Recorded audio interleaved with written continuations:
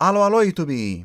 Continuando com aquela nossa série sobre religiões, hoje vamos ver uma das religiões mais antigas do mundo, o judaísmo. E este também é o último vídeo daquela nossa minissérie sobre Israel. Dá uma clicada aqui se você ainda não viu os outros. Também não se esqueça de se inscrever, colocar o sininho para não perder próximos vídeos de outras religiões ou também sobre outros países. Então, bora lá! O judaísmo ele tem cerca de 4.000 anos de história e foi a religião que mais influenciou o mundo hoje em dia, porque a gente pode dizer que o cristianismo e o islamismo, que são duas das maiores religiões do mundo, com um total de quase 4 bilhões de pessoas, sendo 56% da população global, eles vieram do judaísmo.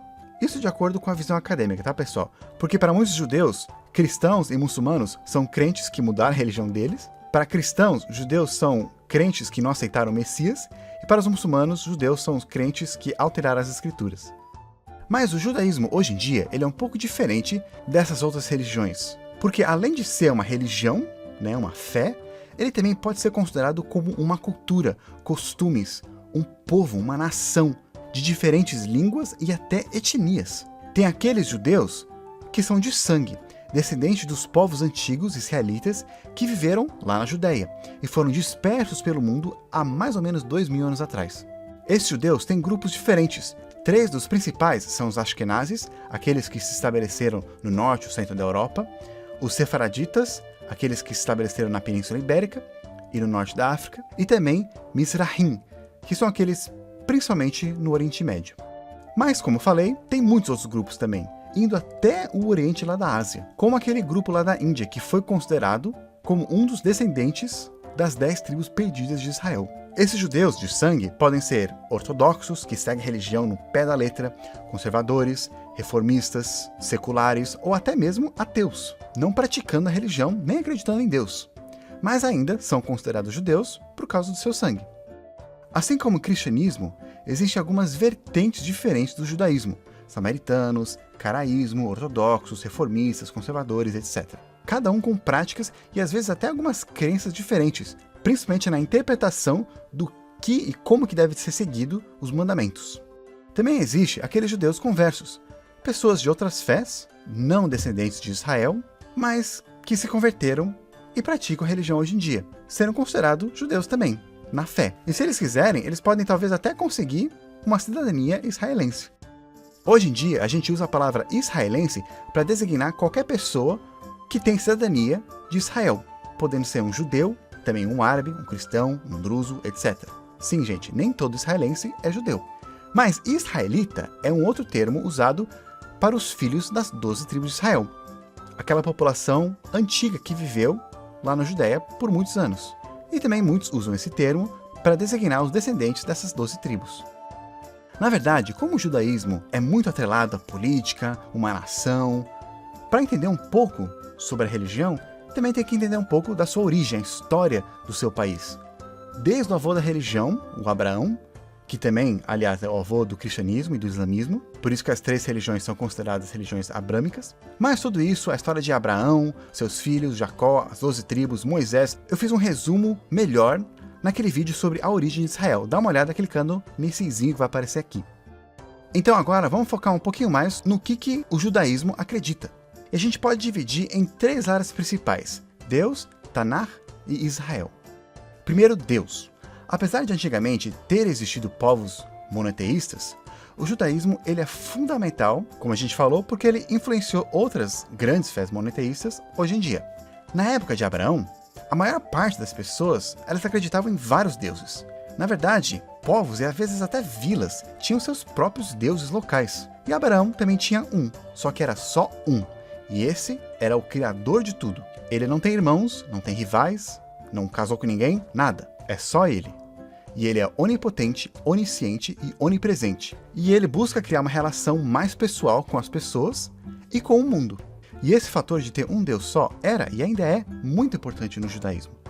Tanto que na história dos israelitas, eles tiveram vários problemas com isso. Tendo nome era bem importante também, e o nome desse Deus era Elohim, ou esse tetagrama, que são 5 letras. A pronúncia correta desse tetagrama, ela foi perdida com o tempo, especialmente porque os judeus, até hoje, eles acreditam que é muito sagrado. esse nome. Então eles nunca pronunciam, usando outras palavras no lugar, como Adonai, que significa meu Senhor, ou Hashem, que significa o nome. Alguns acreditam que a palavra desse tetragrama é Yahweh, mas isso é só uma de várias teorias que tem. Muitos judeus mais ortodoxos, eles até nem escrevem a palavra Deus em português ou em outros idiomas, em sinal de respeito, escrevendo somente D-US. Segundo ponto, Tanakh. Muitos pensam que a Bíblia é algo exclusivamente cristão, que o Alcorão é dos muçulmanos e a Torá é dos judeus. Na verdade, os judeus eles também têm uma Bíblia, que se chama Tanakh, ou simplesmente Bíblia Judaica. O Velho Testamento da Bíblia cristã é praticamente a mesma coisa que o Tanakh, só que organizado um pouquinho diferente e algumas poucas diferenças de tradução aqui e ali. No começo do Velho Testamento tem esses 5 livros de Moisés, e esse grupo muitas vezes é chamado pelos cristãos de Pentateuco. Lá no Tanakh, esses 5 livros juntos são chamados de Torá, e para muitos eles são os mais sagrados de todos.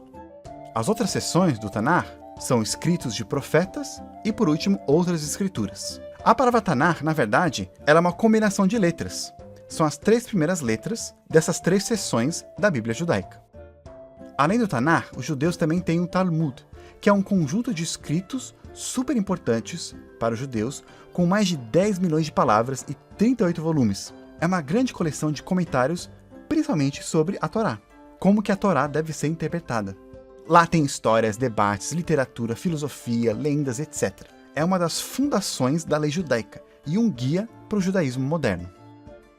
Na Bíblia hebraica, tem todos os mandamentos que os judeus devem seguir. Todo mundo conhece, ou pelo menos já ouviu falar, nos 10 mandamentos. Pois é, na verdade, são 613 mandamentos, ou também chamados pelos judeus de mitzvah. Os 10 mais famosos foram escritos nas 2 tábuas de pedra, dadas a Moisés por Deus, e guardados dentro de uma arca. Eles pegavam essa arca e colocavam dentro de um santuário, chamado tabernáculo, durante os anos que eles viviam no deserto. Mas aí, depois em Jerusalém, eles construíram um templo e guardavam a arca lá dentro. Um dos motivos do templo ser bem sagrado. Infelizmente, com guerras e conflitos, eles acabaram perdendo essa arca. Em geral, todos os mandamentos servem para ajudar na adoração desse único Deus e fazer as pessoas obedecerem seus mandamentos e chegar mais perto dele. Em troca, Deus ele abençoa o povo, fazendo deles uma grande nação e dando para eles a terra prometida. Um dos mandamentos um pouquinho diferentes, vividos pelos judeus mais conhecidos no mundo, são as regras de alimentação.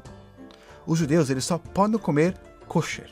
O que é isso? Kosher são regras do que pode e o que não pode comer e até como que se prepara os alimentos. Todas as frutas, legumes, grãos, é tudo ok. Mas animais têm várias regras, como por exemplo, só pode comer animais que ruminam, têm cascos fendidos, frutos do mar somente com escamas, barbatanas, etc. Outra parte bem importante dos mandamentos para os judeus é o dia do sábado, ou Shabat. Depois de criar o mundo, Deus descansou no 7º dia, então os judeus fazem o mesmo. Interessantemente, para muitos, especialmente aqueles que vivem em Israel, o sábado, o Shabat, começa no pôr do sol da sexta-feira, ou seja, assim que o sol se põe, já é sábado.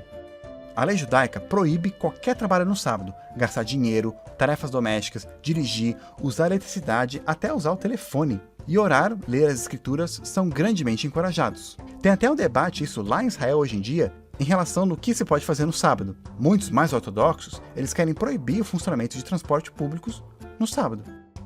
Como falamos, o templo era bem sagrado para eles.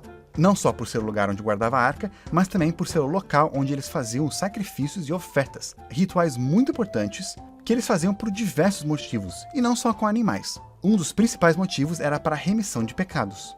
Todas as cerimônias no templo eram feitas pelos filhos da tribo de Levi, que é uma das tribos lá de Israel, que a função deles era fazer esses trabalhos do templo. Mas, desde a destruição do 2º templo, muitos judeus acreditam que não se deve fazer sacrifício ou ofertas em nenhum outro lugar. Ou seja, essa prática foi descontinuada, até quando eles puderem reconstruir mais uma vez um novo templo, lá em Jerusalém. Mas algumas vertentes mais antigas do judaísmo eles continuam fazendo, por exemplo, os samaritanos, que ainda existem lá em Israel, e eles têm costumes bastante diferentes dos judeus. O terceiro ponto bem importante no judaísmo é Israel. Israel como uma nação e uma terra, um povo do convênio de Deus. Eles acreditam que Deus deu essa terra e fez deles uma grande nação quando ele fez lá um convênio com Abraão e todos seus descendentes, abençoando eles para sempre. caso eles guardem os mandamentos. Como um sinal desse convênio, todos os meninos, desde Abraão até hoje em dia, são circuncisados. Com as 2 destruições do templo, os israelitas eles foram dispersos pelo mundo inteiro, mas eles acreditam que eles vão voltar e reconstruir o templo pela 3ª vez lá em Jerusalém. E aí que entra o Messias, o líder prometido desde a antiguidade e da linhagem de Davi, que ele vai vir um dia, iniciando então a era messiânica, trazendo de volta todos os israelitas para Israel, reconstruindo o templo em Jerusalém e também trazendo a perfeição no mundo, acabando com a fome, guerra e sofrimento. Quando o Messias vier, todos os judeus que já viveram vão ressuscitar e Deus vai criar uma nova Sião na terra, lá em Jerusalém. Por isso que quando enterram os judeus, eles devem enterrar todos os membros, até alguma parte do corpo que foi amputada, e é proibido cremar o corpo. Também por isso que lá em Jerusalém você vai encontrar vários túmulos virados para o leste, que é a direção que o Messias vai vir. E aí quando eles ressuscitarem, eles já vão estar lá de cara com o Messias. Para terminar, algumas outras coisas interessantes que diferenciam bastante os judeus são as sinagogas, que são o local de adoração judaico desde a destruição do segundo templo. As mais tradicionais, elas têm uma separação, tem a parte das mulheres, a parte dos homens, mas muitas mais modernas já são mistas. Toda sinagoga tem tipo de um armário que lá dentro eles colocam alguns pergaminhos da Torá, escrito à mão, que é lido em voz alta durante as reuniões. Numa sinagoga também tem um rabino, que é um judeu estudioso, treinado e intérprete da lei judaica. Eles administram vários eventos no judaísmo, como as leituras da Torá nas reuniões, as circuncisões, bar e bat mitzvahs, casamentos, funerais, etc. E falando em bar ou bat mitzvah, esse é um evento bem importante no judaísmo. É quando uma menina faz 12 anos ou um menino faz 13 anos. E eles passam por uma cerimônia de passagem de fase. Chegando nessa idade, os meninos e as meninas são considerados adultos. Outro dia importante no judaísmo é o Chanukah, que é um grande feriado, o festival de luzes, que acontece durante os meses de inverno. O feriado dura 8 dias e ele simboliza um milagre que aconteceu na história judaica. Lembra naquele vídeo quando eu falei que os gregos mandaram lá na Judéia por um tempo e eles até tomaram conta do templo? Pois é, depois da revolta dos Macabeus, eles expulsaram os gregos e eles recuperaram e rededicaram o templo. Quando eles conseguiram recuperar o templo, eles encontraram apenas um recipiente de óleo para usar, porque todo o resto tinha sido contaminado. Milagrosamente, esse óleo ele durou 8 dias lá no templo, dando tempo suficiente para eles produzirem mais. E isso foi visto como um sinal de que os judeus podiam continuar o seu relacionamento com Deus lá no templo. As tradições desses feriados variam, depende qual vertente do judaísmo você é, mas em geral eles acendem 8 velas e colocam na janela. A Páscoa é outro grande feriado que comemora a libertação dos judeus da escravidão do Egito. E eles não comem nenhum grão, apenas um tipo de pão chamado matzah, que se acredita ser bem parecido com o milagroso maná que os israelitas comiam durante o tempo que eles ficaram no deserto. E por enquanto, gente, é isso aí, um grande resumo sobre o judaísmo. Pode deixar aqui embaixo suas sugestões sobre outras religiões que podemos fazer, principalmente se vocês acham que eu devo fazer um vídeo só de cristianismo ou dividir nas várias vertentes que se formaram com o tempo. Por enquanto eu vou ficar por aqui e nos vemos lá.